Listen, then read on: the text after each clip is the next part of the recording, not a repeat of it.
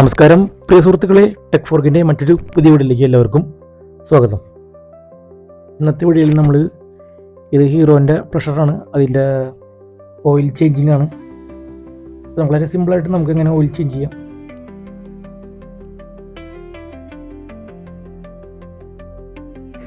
അപ്പോൾ അതിൻ്റെ ഒരു വീഡിയോ ആയിട്ടാണ് ഞാൻ വന്നിരിക്കുന്നത്.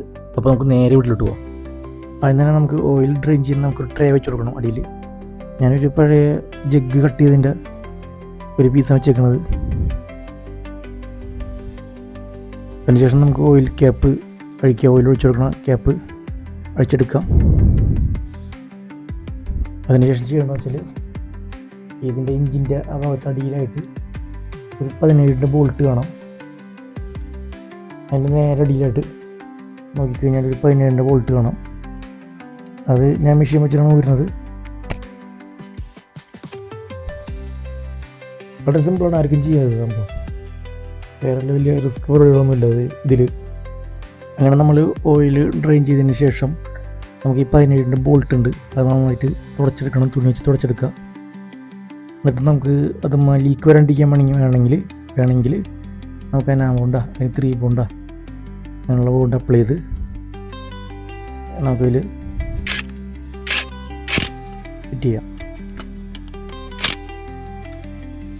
ഇതിനടുത്ത് നമുക്ക് എഞ്ചിൻ ഓയിൽ വെച്ച് കൊടുക്കാം.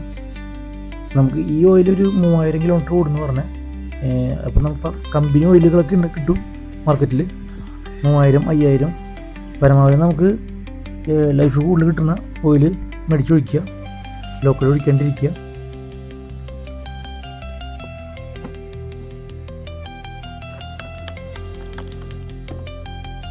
അങ്ങനെ നമ്മൾ ഓയിൽ മുഴുവനായിട്ട് ഒഴിച്ച് കഴിഞ്ഞിട്ടുണ്ട്.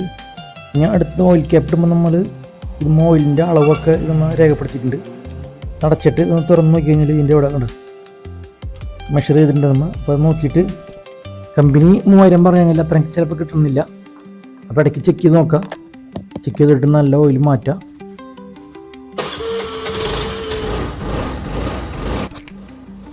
അപ്പോൾ ഇന്നത്തെ വീഡിയോ ഇത്രേ ഉള്ളൂ. അപ്പോൾ ഈ വീഡിയോ ഇഷ്ടപ്പെടുകയാണെങ്കിൽ ഒന്ന് ലൈക്ക് അടിക്കണേ. അതുപോലെ സബ്സ്ക്രൈബ് ചെയ്യാൻ മറക്കരുത്. തൊട്ടടുത്ത ബെൽ ബട്ടൺ ക്ലിക്ക് ചെയ്ത് ഞാനിടുന്ന വീഡിയോ നോട്ടിഫിക്കേഷൻ ലഭിക്കുന്നതാണ്. അപ്പോൾ ഇതുപോലുള്ള പുതിയ അപ്ഡേഷൻ വീഡിയോ ആയിട്ട് വീണ്ടും വരുന്നതാണ്. Thanks for watching. ബൈ.